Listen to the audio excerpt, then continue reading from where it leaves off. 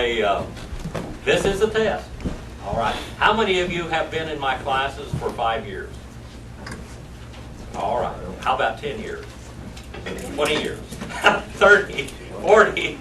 I better not raise my hand. Yeah. I will be Just able keep to on answer raising. that question. All right. Now we're going to the book of the Gospel of Luke today. All right, we're going to the Gospel of Luke today. But I'm going to review in the beginning because sometimes we get new students. And I know Joanne's going to know this question. And maybe Bill will. I know Randy does, and I know Marilyn does. And Dakota might know it. But, and David might know it, and David might know it. I know Abe doesn't know it because you weren't here then. All right. Go to the 7th chapter of the Halei Shemot. We Halei Shemot. All right. That is what is it? What does we Halei mean? We is what? And Halei, these Shemot, names. In Hebrew, that's the book of Exodus. In Greek is Exodus, and in English, of course, it's named Exodus after the Septuagint, not after the Hebrew. All right. Go to the book of Exodus. We Elei Shemot. All right. To the book of Exodus. All right. And then I want to, Brother Mike, are you there? Yeah. You are there. What chapter? 7 and verse 10. Can you bring that up here and read that for me, please? Now, I think Brother Mike might have been here. I don't know for sure. Exodus 7, verse 10? Yes, Exodus 7 and verse 10. We're going to look at that. Is this written up at all, brother? No. Oh, okay. Exodus 7 verse 10. Read that to me for me, please. So Moses and Aaron came to Pharaoh, and thus they did just as the Lord had commanded. And Aaron threw his staff down before Pharaoh and his servants, and it became a serpent. All right, now. Is that correct? Is that correct or not? What did it become? We studied this before. What? Snake. No. It was not a serpent. Oh, It was not a serpent. Alligator. Oh, ah, Bill. Can't. What was it? It was a dragon. A dragon. Oh, yeah. It was a dragon. To consider It an became a dragon. It was not a snake. Oh. It became a dragon. Okay? It became a dragon. The word in the Septuagint is drakon, which we get our word dragon from. In Latin, it's draco. Okay? That means dragon. Now, if you look in all the lexicons, on Brown, Driver, and Briggs, page 1072, and Davidson, it's page 766, and Kohler and Baumgartner is 1764, and Gesenius, where is Gesenius? I've got Gesenius down here also, someplace. Where's Gesenius? Can't find Gesenius right now. I have it written down someplace.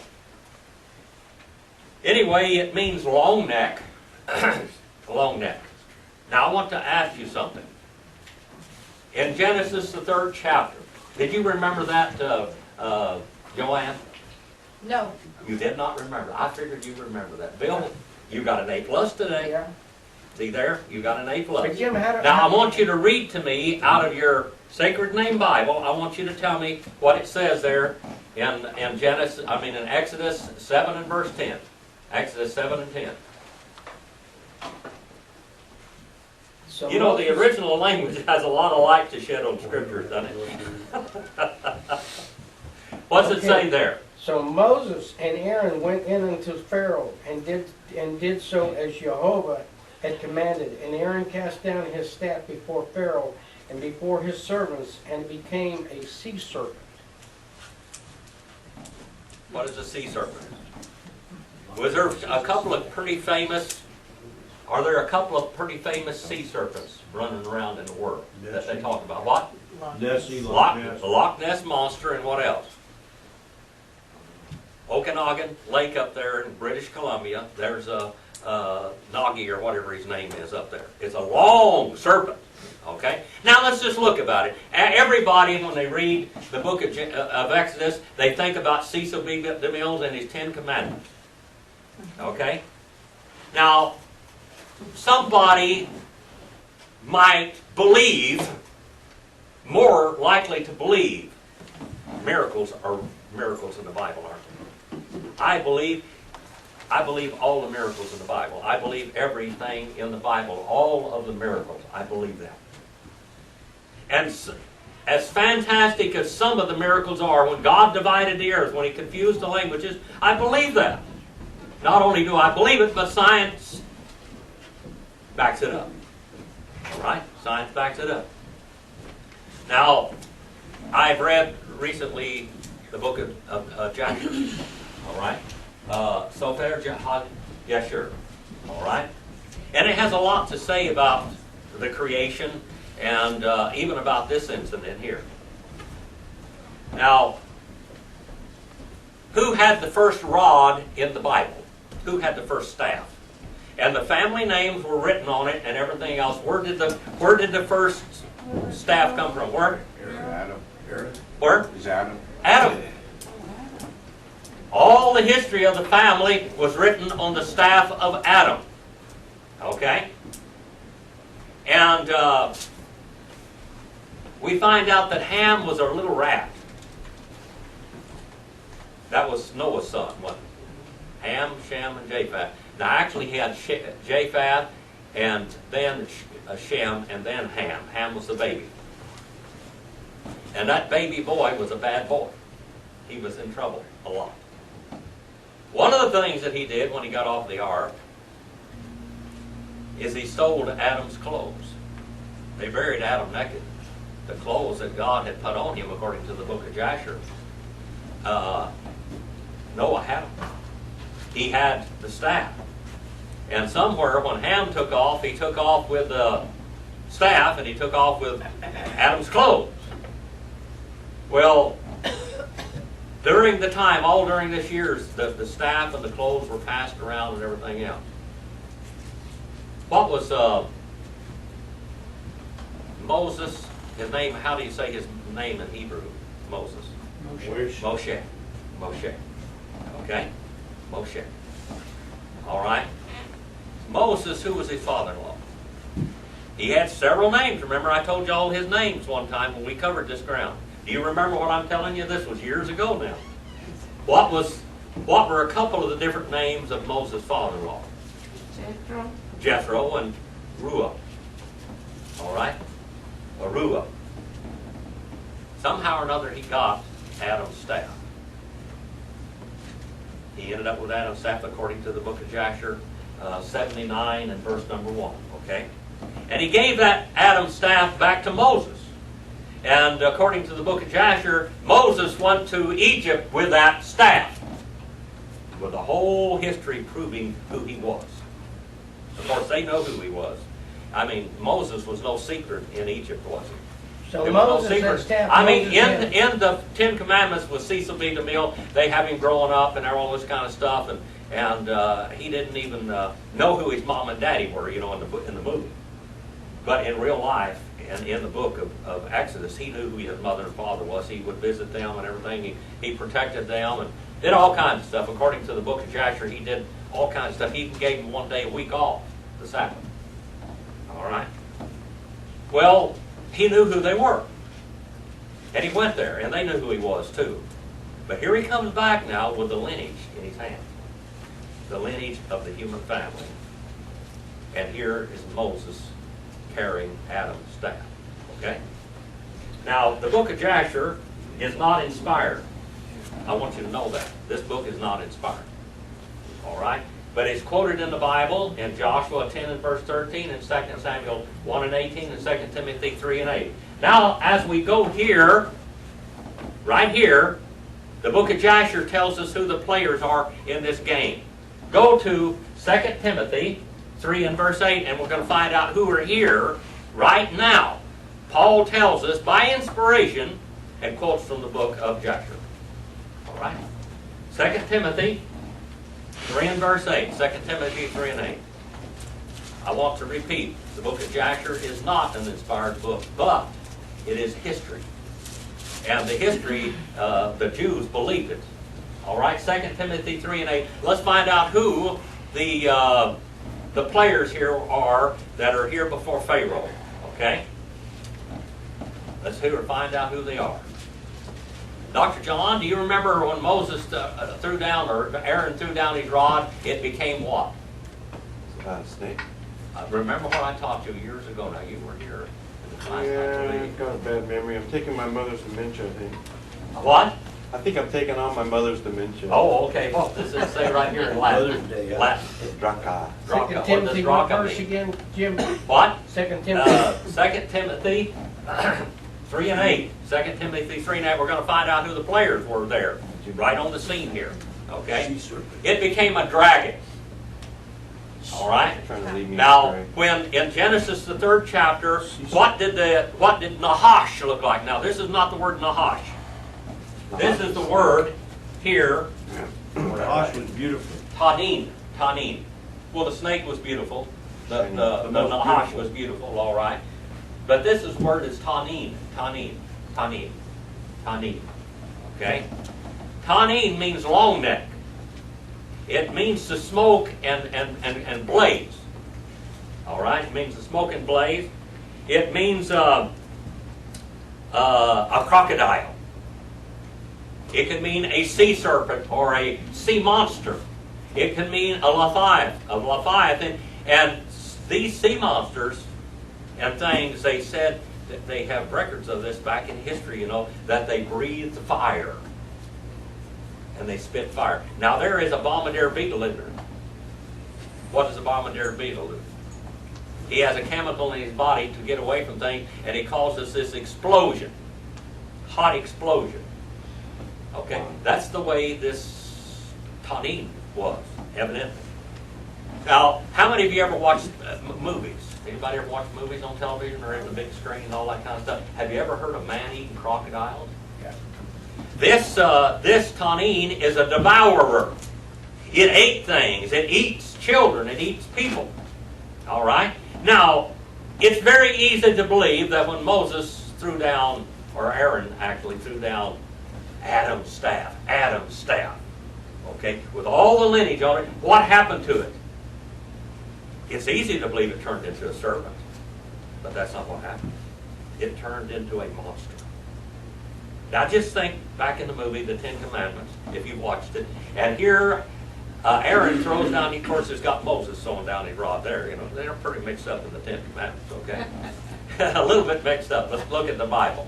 He throws it down and it becomes a great big crocodile, leviathan, dragon, fire breathing. All around the people, okay? This is what it looks like.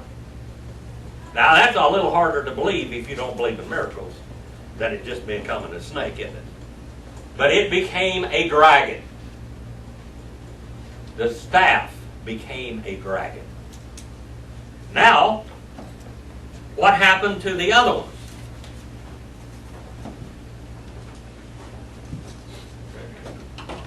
What happened to, let's look at these, 2 Timothy now, 3 and 8. Let's see who the players are, 2 Timothy 3 and 8. Brother Roger, can you come up here and read that for me, 2 Timothy 3 and 8? Paul the Apostle tells us who the people were. These are sons of Balaam, by the way, Balaam. These are Balaam's children. They're rats, just like Balaam was, okay? Just as Jannes and Jambres opposed Moses, so these men also opposed the truth. Men of depraved mind, rejected in regard to the faith. All right. Now these people they had secret arts. Where do you think they got the secret arts from? We're in Exodus the 7th chapter, verse number 10. All right. Where did they get their secret arts, their hidden arts, their cryptic arts? Masons. Huh? Satan. The Masonic Lodge? All right. Well, huh? From the devil. From the Satan himself. They had powers. We live in a world that is made up of physical and spiritual. Okay? We have angel wars. We talked about angel wars here a while back, hadn't we? We talk about the spirits, the good spirits, and the evil spirits. And they're all around. And the evil spirits share with mankind secrets. All right? Secrets that have power. And what did they do here now? All right? Let's go on. And he called also Pharaoh the wise men. These are the ones that know all of these secrets. And to the sorcerers, the magicians. And they did also the scribes of Egypt by their secret arts of magic thus. Now, I'm reading this right out of Hebrew for you. I didn't read Hebrew, but I could. And they cast down each man his rod or staff, and they became howlers. This dragon is a howler. Howler.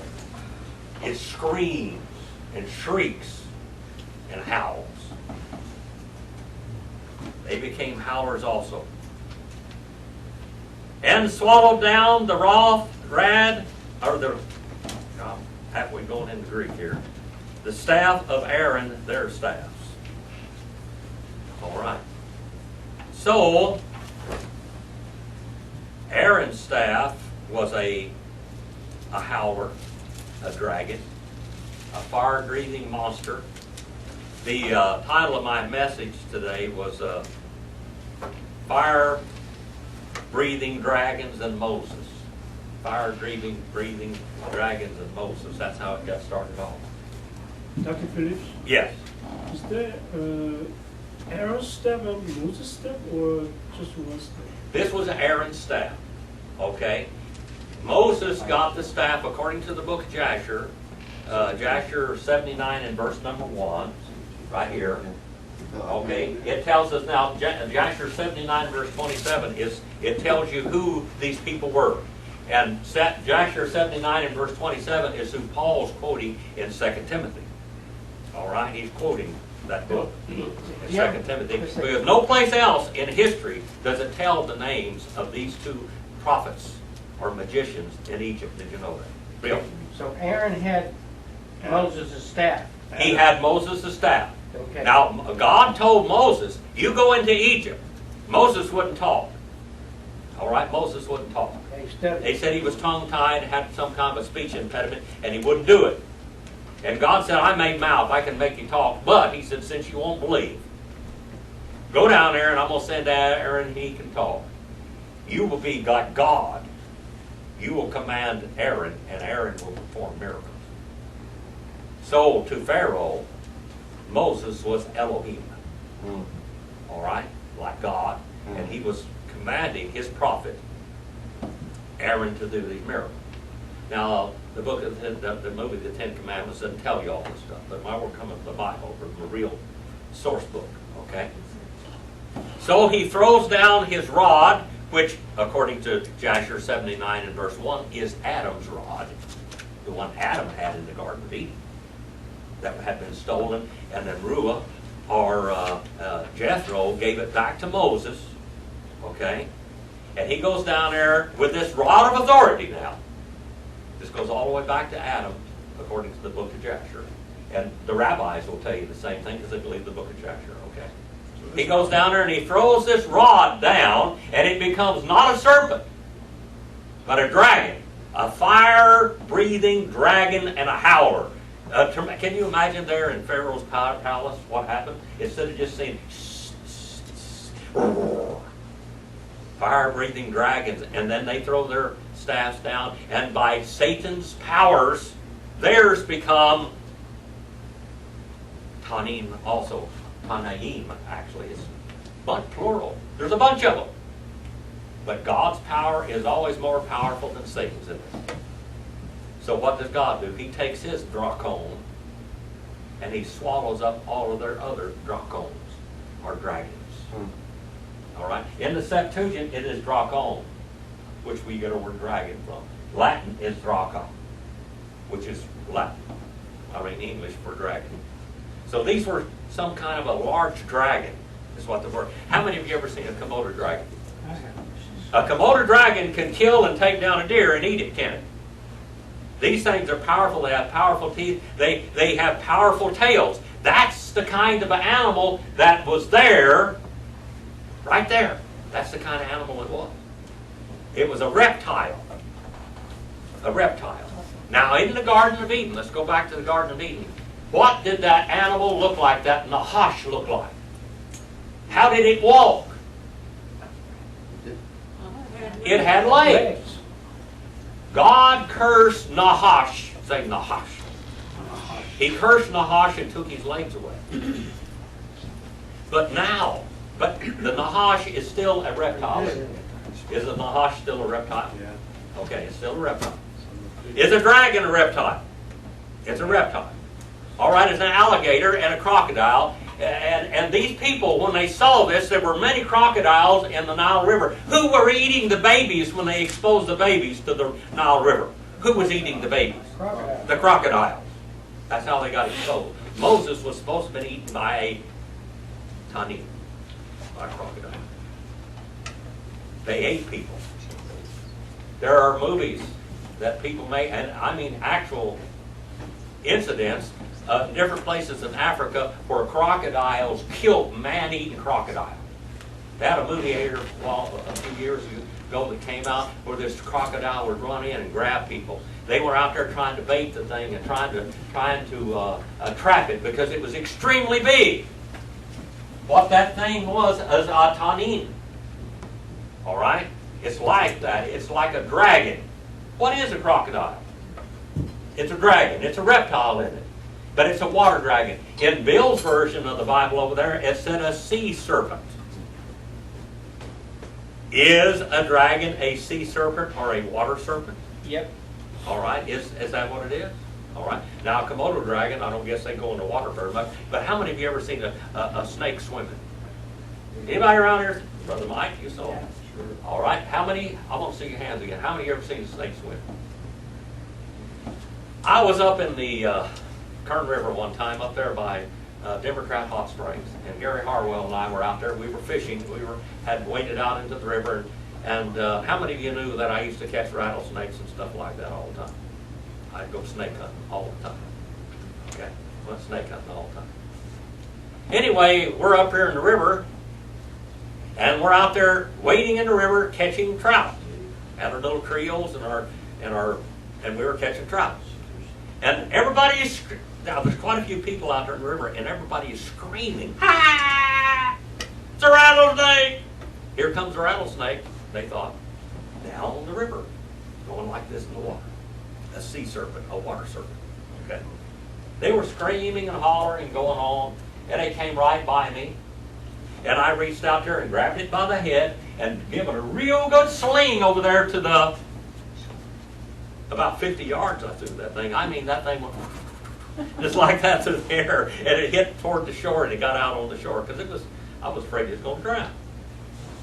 Well, I can tell you in a New York second that thing didn't have any rattles on it. Its head wasn't right, and I saw that sharp tail. It had its head all flared out, and it was blown up. It had breathed in a lot of air so it could float. But I slung it, and I got over there, and the people were beating it to death with fishing rods. Fishing rods were being broken all over the place. Ah, screaming and crawling and falling and going on. It's got 5 rattles on it. Ah! And I called her over there, and I said, "Leave that gopher snake alone." To save the gopher snake's life, I went over there, and I grabbed it, and I caught it, and it was mad. It was striking at me and everything, and hit, buzzing its tail and everything else, because it was trying to act like it was a rattlesnake. I had a burlap bag in the back, and I caught the thing, put it in the burlap bag, and put some baling wire on it, and threw it in my truck. I took it home and turned it loose. They are good gopher getters, that's why they call them gophers. Well, at that day, that was a sea serpent or a water snake. When I went back in Texas one time, I went out there to a lake in Texas, and you know what a water moccasin is? Yeah, they're a poison snake. Okay? I went out there to this lake, and when I drove into the lake, Brother Mike, you've been back to Texas and Oklahoma, Arkansas, and all that stuff, haven't you? Yeah, and I caught a black snake once too, but it had some designs on its back. But I don't know what it was. Yeah. Didn't know what it Anyway, back in the South back there, when you go catfishing and stuff, they got some big catfishing back there, don't they? And on the posts going into these lakes, sometimes they'll have a catfish mouth that big on top of a 4x4 or a 12x12 post, like a railroad tie. And I went into this one lake, and here's all these catfish heads on top of this. And Billy Bowles told me, he said, boy, you go in there, Jim, you'll get some big fish. I went out there, and you had to pay to go in this lake, and I went up to this guy, and he said, well, I don't think you're going to do any good. And he said, we got a hatch of water moccasins that's unbelievable. Be careful. And I said, you do? I said, is it all right if I shoot him? He said, you got a gun? I said, yeah, I got a gun. I said, boy, go out there and get my little 22 Smith & Wesson pistol. I got that 22 Smith & Wesson pistol. He started giving me shells. Here, take some. Like this. I went out there, and I mean, they were crawling all over. You couldn't throw anything out there, and a snake would get it. And I shot so many water moccasins, they were littered all over that thing. I mean, they were all up and down there. I must have shot 100 water moccasins at least. I even shot a guard. Couldn't catch him, so I shot him. Anyway, those are water serpents. Water serpents. Whatever this dragon was, Tanin, and whatever their Tanaims were, their dragons, maybe they even breathed fire. But God's dragon was more powerful than theirs, and God's dragon threw down, ate them all up. And then, can you imagine reaching down and grabbing a dragon by its tail and it turning back into the rod again? Now that's miraculous, isn't it? A lot more miraculous than it just turning into a cobra snake or something. But that's what really happened. That's the real story. The real story of Moses and the fire-breathing dragons. Moses and the fire-breathing dragons. Now let's go to the gospel according to Luke. Katalukon. And I got to go to Greek because English just does not cut the mustard. For the first few verses anyway. What chapter, Jim? Luke. Luke what? Katalukon. Hina, 1 and 1. All right, 1 and 1. Now, let's look at Luke.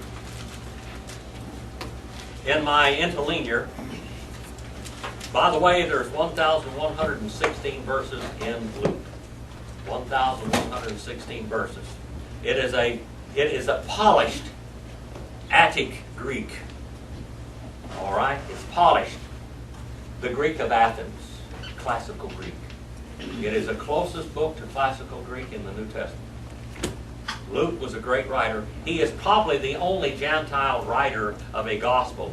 What other book did he write in the New Testament? Luke wrote 2 books. What is the other one? What? The book of Acts. The Acts of the Churches. The book of Acts. And many people believe that the Acts of the Churches was written, we call it the Acts of the Apostles, but it's the Acts of the Churches. All right? And the apostles as they worked in the church. Many people believe that the book of Acts was Luke's defense before the Roman government of Paul. Okay? That was his defensive letter of why Paul, keeping Paul becoming crucified or had his head chopped off or whatever. There's a very rare mode in Greek. It's called the optative mode, the mode of hopeful affirmation. It's used 8 times in the gospel according to Luke. All right. Now, what does Luke mean? What does Luke mean? Yeah, there's another word in the Bible that is closely related to Luke. Do you know what it is? Katalukon. Huh? What? His name would be pronounced Katalukon. Katalukon. That's according to Luke. That's what it is. The gospel according to Luke. But what does Luke's name mean? There is another name in the Bible. I'll give you. This is a test also. I'll give you a little hint. There's an angel in the Bible with Luke's name. Gabriel. I don't know. Huh? Gabriel. Lucifer. Oh. Lucifer. Lucifer. What does his name mean? Light bearer of The light. shining one. All right? The shining one. So Luke is the bright and shining one. All right, Luke is the bright and shining one. Now let's go and see what it says here now. He starts out with epideper, a Greek word, epideper, and that word means admittedly true. It is a common word in Attic. He starts right off with Attic or Athens Greek. All right? He starts right off with it. He says, since many they have taken in hand or upon the hand to draw up. Now this word to draw up here is anatakaste. Anatakaste. It's first aorist infinitive and middle voice. That's the only place that word is used. It was used by Sophocles and Euripides. But it, in history, it means to rehearse. To rehearse. And the first writer in ancient history to write about this, and other people quoted him, like I said, Sophocles and Euripides, there was a play that they did a show, in other words, a dramatic performance. And in this dramatic performance was an elephant. And this elephant would get out there and he would go through its act.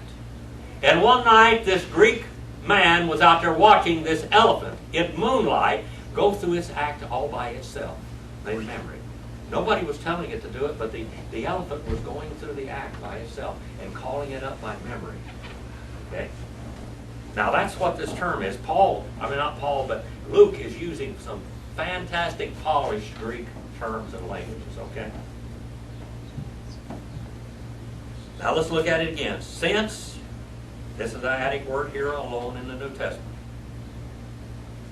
Since many, they have taken in hand, third person plural, first aorist indicative active, to draw up by memory, and this is the word where the elephant was reenacting the play. When you go and you learn your parts, how many of you ever were in a play? Anybody here ever in a play? I was in play, yeah. Okay, you in a play, you had to learn your parts, didn't you?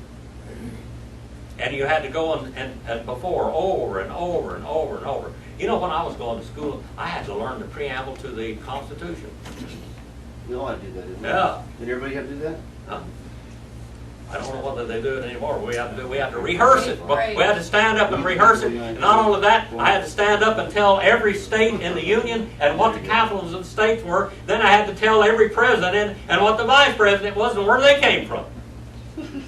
That was what we had to rehearse. That's this term right here. To rehearse by memory. The narrative. Diagesen. The narrative.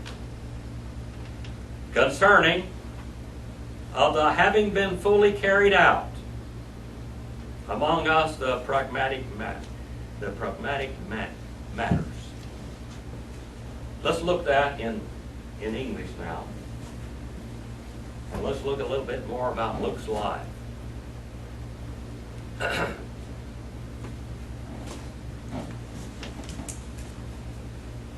Inasmuch as many have undertaken to compile an account of the things accomplished among us. What things is he talking about? He's talking about the life of Jesus Christ and the miracles of Jesus Christ. Now, Luke was a scientist of his day, not just a doctor.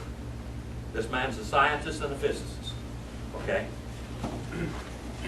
And this gospel is a scientific and legal report concerning the life and events during Jesus Christ's ministry on this earth. Luke was a physician. He was a physicist and a scientist during this early period of the recording of the New Testament. He uses medical terms.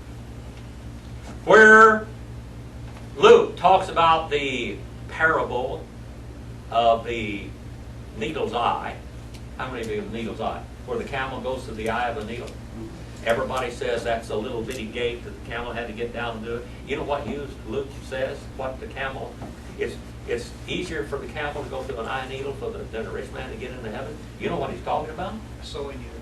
He's talking about a surgical needle that they put horsehair or catgut on, and they sewed wounds up with. A surgical needle. Now, forget the eye of the needle crawling down on his knees and stuff. Luke's talking about a surgical needle. He just takes all of that other stuff away. Now, that's what we call a hyperbole. That's an exaggeration. Haven't any of you ever seen a camel go through an eye of a needle? It's impossible, isn't it? That's what it means. It's impossible. Okay? He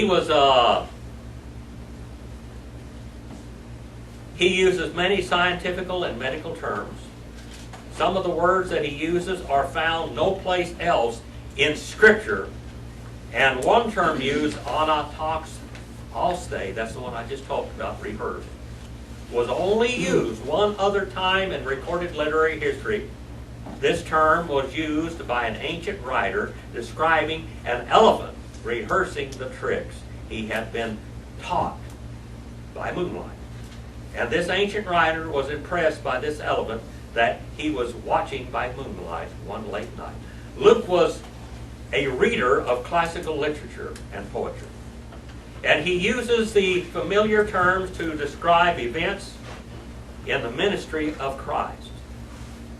This case that Luke sets forth for the validity of Christ's miracles and healings are like a medical and court review of his day. A medical court review. This is like a sworn medical statement of a what we call an independent third party that is an expert. What would you call an expert witness? You know what an expert witness is? An expert witness in court. This Luke is an expert witness called in by God to prove that the fantastic miracles that Jesus did are valid. He wasn't dead just by looks. He was dead, really dead, when he was crucified on the cross. He really died. He gives us a medical review by an expert witness. He was an eyewitness. He was an eyewitness. We're going to go into that too. Okay? Let's go on a little bit further.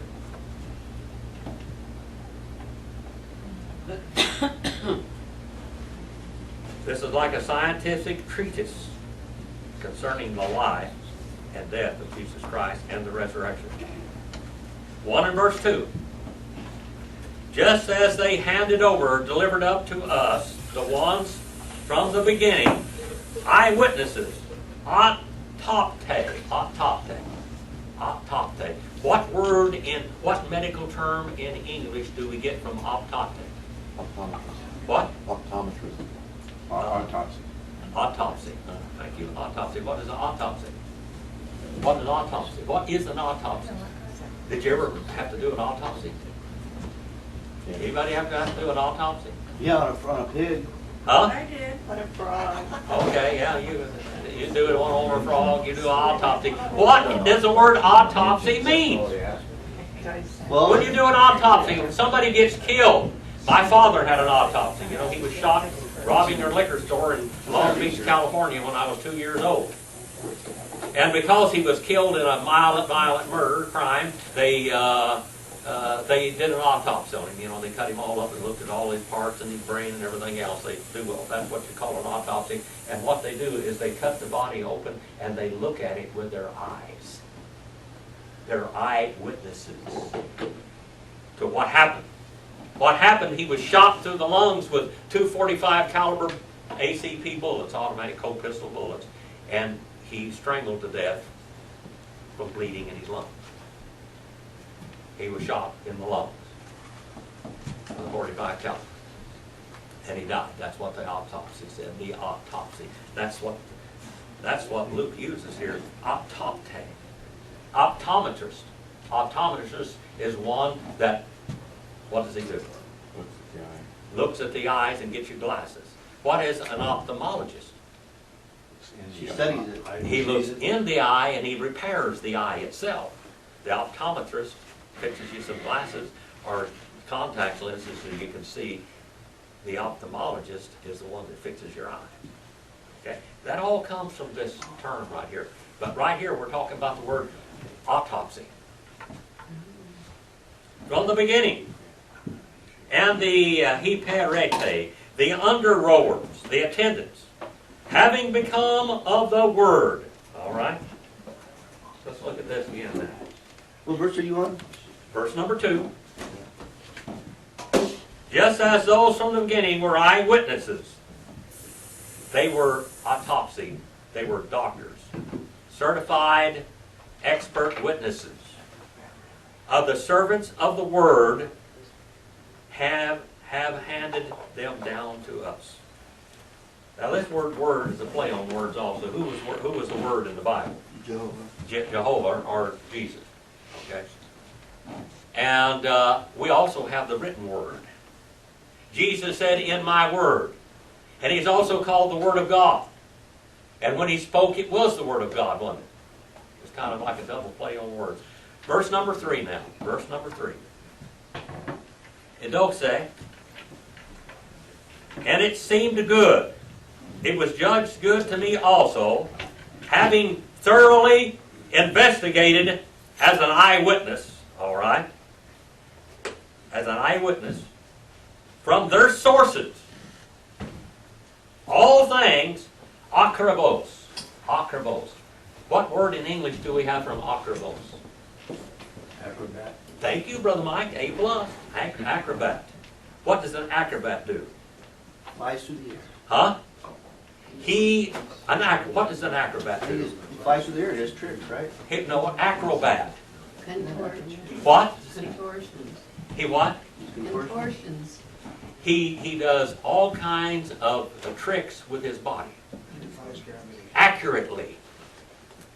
He defies gravity. Have you ever seen him climb ropes? Acrobats climb ropes. Turn flips. Stand on their head. I remember a long time ago. How many of you know Buck Owens? Knew of it. Buck Owens' wife, Phyllis Buford, Phyllis Owens. When you went to her house, Phyllis was a character. Phyllis would start walking on her hands. You go out there in the front yard or something like that, and Phyllis would jump up and start walking all over the yard on her hands. She was an acrobat. That girl, because she could put her feet up above her head and do all kinds of that. She practiced that. She was an acrobat. An acrobat. His first wife. It's the second one. That's the one that had the kid. Johnny Dale Owens was my nephew, or my cousin actually. Dale's my stepfather's nephew. All things accurately, like an acrobat. In order that, to you to write, most excellent Theophilus. Most excellent Theophilus. All right? Most excellent Theophilus. Is that God, that's God love or something? Huh? Theophilus, God love? Theophilus means what? God love? Love. God's friend. That's true. God's friend. God's friend. Are you a friend of God? Are you a friend of God? Do we know anything about him? He could have been a knight. He could have been a famous knight at that time that was on for the cause of right and everything else. He could have been a warrior at one time. He could have been the soldier. He could have been the centurion. All right? Different things. It said he could have been a knight or other royal term bestowed upon him. This was a term used of royalty or people who had been knighted or put in places of authority, a general, an admiral. This is what you call a commissioned officer or whatever. This was a very famous person like the centurion there at Jesus' death. Okay. Also a Gentile? Well, he probably could have been a Gentile too. Okay. Now he's writing this as an expert witness. When the court, when they want to get somebody, if you're having a back trouble or whatever, they call in doctors, don't they? How many of you ever had to go to court for anything? Did you ever have to go to court to be an expert witness, Brother John? Yeah. Okay. All right. You're called in for an expert witness. Now, Brother David back there is a pretty expert witness on one line of work that I know of, and that's radiator. That guy can tell you all about a radiator. All right? And Brother Mike, he's a real good heavy equipment operator. He's a pretty good expert witness on heavy equipment. He can jump on something and just start making it work. Brother Randall is an expert witness on computers and computer technology. He's real good at it. Just whizzled through that stuff. You don't believe it, just go look at the website. He did it. He's the one that did it. He wrote the thing, did it all. All right, that's the guy that did it. Let's go on now a little bit further. Verse number 4. In order that you might know, you might understand, concerning of which is you were instructed. All right, that's what a instructed, Taught. taught, instructed. This is more than just taught. This, you are a certified teacher. How many of you certified doctors, certified teacher? Now here is a certified learned, someone with learned ability. Okay. When you, in California, when you carry a concealed weapon, you have to be certified where you can go shoot the thing and handle it carefully. You have a certification. Now some states don't do that, and so California won't accept their concealed weapon permits in California because they haven't been through the certification. All right? This means to be certified and certifiedly instructed. He's using all types of legal and medical and high rolling 50% and 50% and 75% words, as they used to say a long time ago. You might know, you might thoroughly understand, and that you were completely, certifiedly instructed of words, of the reliability. Now this word is asphaleon. Asphaleon. And it means to secure from falling. It means a firm, sure, steady, immovable foundation. It means making safe and secure. It means to certify and to make certain. It means assuredly. And it also means without fail. Now he's using some pretty good terms, isn't he? And this is how he starts off this book. This is how he starts off the book. Now let's look at it. Now what is he going to do? It seemed fitting for me as well, having investigated thoroughly, chased down to the last thing, everything carefully from the beginning, to write it out for you in consecutive order. Certified on legal paper. Have you ever had a legal document? This is a certified medical and scientific and legal document. Most excellent Theophilus, so that you might know the exact truth without fail about everything that you have been taught and certified with. Not only taught, but certified. Verse number 5. Now, how does he start off here? Verse number 5. In the days. In the days of Herod. All right, tells you exactly what time, what period of time. In the days of Herod, the king of Judea, there was a certain priest named Zacharias. He goes right back, and he gives us the whole background. Now, if you were a Jew today, what are you looking forward to? Before the Messiah comes, what are you looking forward to? Elijah. Elijah. When they have the Siddur, the Hasidar, every time they have the Passover, they go down there and they set a place for Elijah. And before they have the dinner, they go out and say, Elijah, Elijah, are you here, Elijah? They're looking for Elijah. Okay? Luke is meeting every argument before it ever comes. He's covering all the bases before they ever. He's going to prove to the Jews that your Messiah has come. First thing I'm going to go is I'm going to get Elijah here. We're going to get Elijah on the scene, and that's what he's talking about, Elijah. Okay? He tells us the year. All right?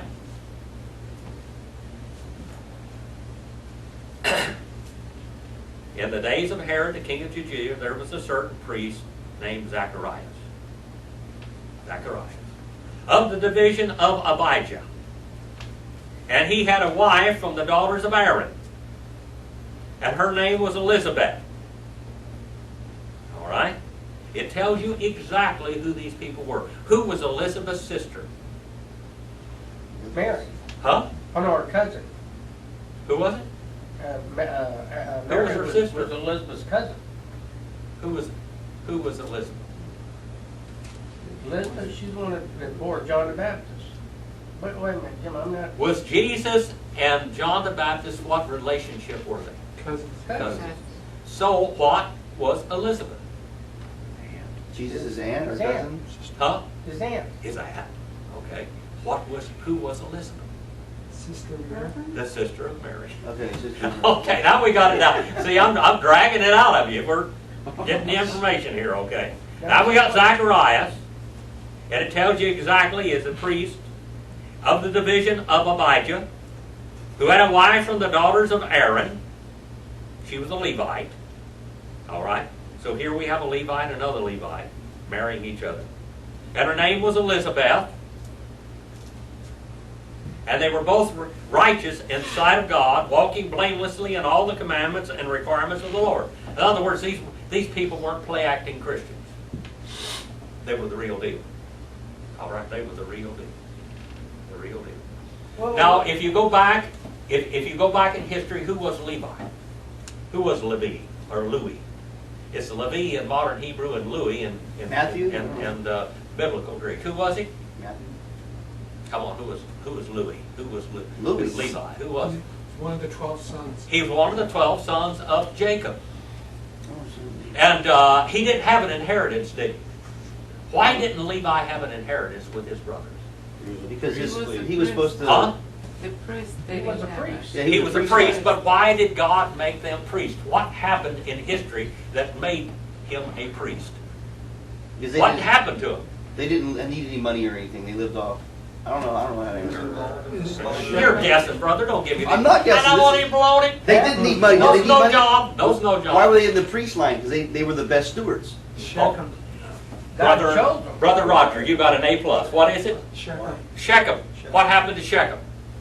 Levi and Simeon, their sister Dinah, was supposedly raped by Shechem and Hamor. Well, Shechem was a boy, Hamor. Shechem was a city named after Shechem. Okay? They converted to Judaism, and Levi and Simeon went up there and circumcised every one of the men and all the children and everything. And then after 3 days, what did Levi and Simeon do? They went up there and murdered the whole city. Killed every one of them. So because of that, Levi had no inheritance. Jacob was mad at them for what they did. Not only that, but Simeon supposedly, according to the book of Jasher, married his sister Dinah after that. He married her and took her to his wife. Levi, after that, never had any inheritance because of what he had done there. So now that's the family. Okay? And if you go back there, and who took Levi? Who took his place? Who took his place? All right. Benjamin's He sons. saw Mary. Joseph's sons. I mean, yeah. Joseph's sons. Yeah, Joseph's sons took place. So then we had the 12 tribes. Ephraim and Manasseh took his place, basically. All right? And of course, who else didn't have an inheritance? His name was Siason in Hebrew. Reuben. Reuben and Levi didn't have any inheritance, basically. Reuben because he had taken his father's wife. When Jacob's wife, Rachel, died, who was her servant? Leah? Her name means soft and voluptuous. Leah? Bilhah. Bilhah. Now he should have moved in with Leah, shouldn't he? Leah's son got mad, which was Reuben, and went over there and raped his wife, Bilhah, and defiled his father, so then he's cut off. So we have Levi, and we have Reuben cut off, and so we have Manasseh, and we have Ephraim put in the place of it. Okay. You got the history now behind this? This is the stuff behind it, okay? Quite a story in it. All right? And he had a wife from the daughters of Aaron. Her name was Elizabeth. And they were both righteous in the sight of God, walking blamelessly in the commandments and requirements. They were the real deal, as I said. And they had no child because Elizabeth was barren, and they were both advanced in years. She had gone beyond the time of childbearing. She couldn't have any kids. Probably 50 years old, maybe 60. My great-great-great-grandmother, Elatika, had 3 children after she was 50 years old. Sam Paul, Jesse Paul, and Sippy, or Mississippi Paul. Now that's pretty unusual, okay? Rebecca, or Rachel that is. Rachel when she died. How old was Rachel when she died, basically? Rachel in the Bible. She was barren for many, many years. She couldn't have a child at all, and her first child was what? Joseph. And what was her second child? Benjamin. And how old was she when she had Benjamin? How old was she when she had Benjamin? 45 years old. Pretty old for a woman in Benjamin. And what happened when he died, when he was born? She died. She died. Okay. Now she's advanced in years. She hadn't ever had a child yet. And verse number 8, now it came about while he was performing his priestly service before God in the appointed order of his division. According to the custom of the priestly office, he was chosen by lot to enter in the temple of the Lord and burn incense. And the whole multitude of the people were in prayer outside at the hour of the incense offering. And an angel of the Lord, who do you think this is? Huh? Jehovah. Who is this one? Who do you think? Gabriel? Huh? We're going to have Gabriel show up here several times, aren't we? Gabriel's going to come on the scene. Now this angel of the Lord, it could have been Jehovah. It doesn't say that, but here we know who the angel of the Lord was in later time, and it was Gabriel. Okay? And an angel of the Lord, belonging to the Lord, appeared to him, standing at the right of the altar of incense. And Zacharias was struck out of his senses, and he's troubled when he saw him, and fear gripped him. All right, now, if this was Jehovah, like Brother Mike says, it's scary. All right, but, and it could have been him, but probably it was Gabriel. But the angel said to him, do not be afraid, Zacharias, your petition has been heard, and your wife Elizabeth will bear a son, and you will give him the name of John. Now, that was not the name that he was supposed to have, was it? What should the name have been? What should his name have been, this child? Zacharias. Name him after his daddy. His name should have been Zacharias, but they're going to name him John. Okay? And John, and you will have joy and gladness, and many will rejoice at his birth. For he will be great in the sight of the Lord, and will drink no wine or liquor, and he will be filled with the Holy Spirit while he is yet in his mother's womb. In another place it says, John the Baptist was the greatest prophet of all kind. He was born a prophet, wasn't he? He was born a prophet. He was chosen. He was chosen. He didn't was have a elected, choice. and he was chosen. He didn't have a choice. And he will be least in the kingdom of God. Why? First of all, he wasn't ever baptized, but he didn't have to come to the saving knowledge of the Lord. He was born saved. Here was an exception to the rule. Right there is where we'll start next week. Thank you for your attention. I hope you enjoyed the class today. And thank you for your review. I was surprised how many of you remembered that the rod became a dragon and not a serpent. And that's a lot more miraculous, isn't it? All right, Brother Brett, are you ready up here? Yeah, we do both of them, but we do both answers. Okay? Yeah. I guess the dragon was the secret answer. Okay, we have our church-wide cookbook. And Tim, are you contributing your rib?